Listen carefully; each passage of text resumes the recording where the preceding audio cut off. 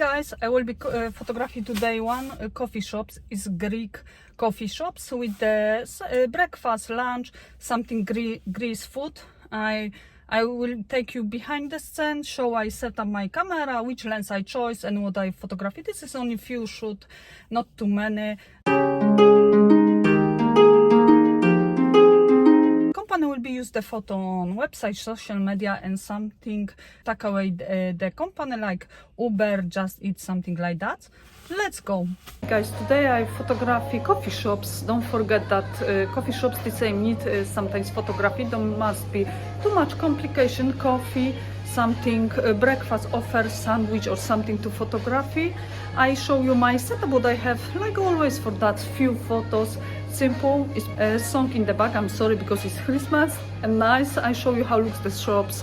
The coffee shops is so beautiful inside. The lady prepared for me the coffee. It's nice to have coffee in that place, and I wait for owner when came and we will be shoot together everything.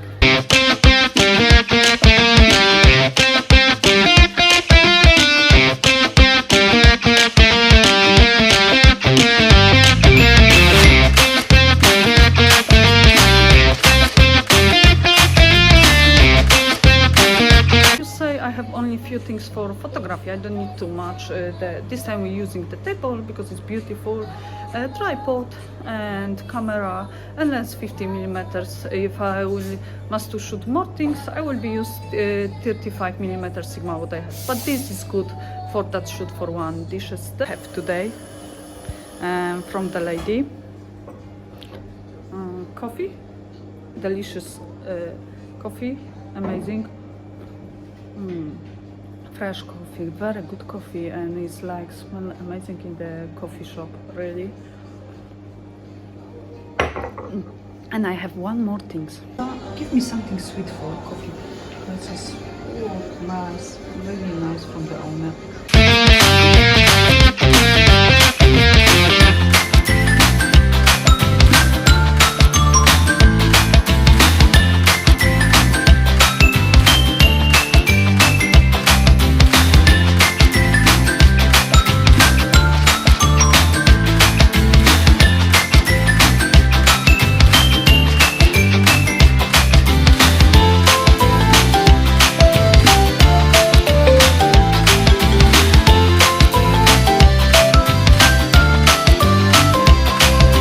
Like you see guys, it was easy setup, easy shoot.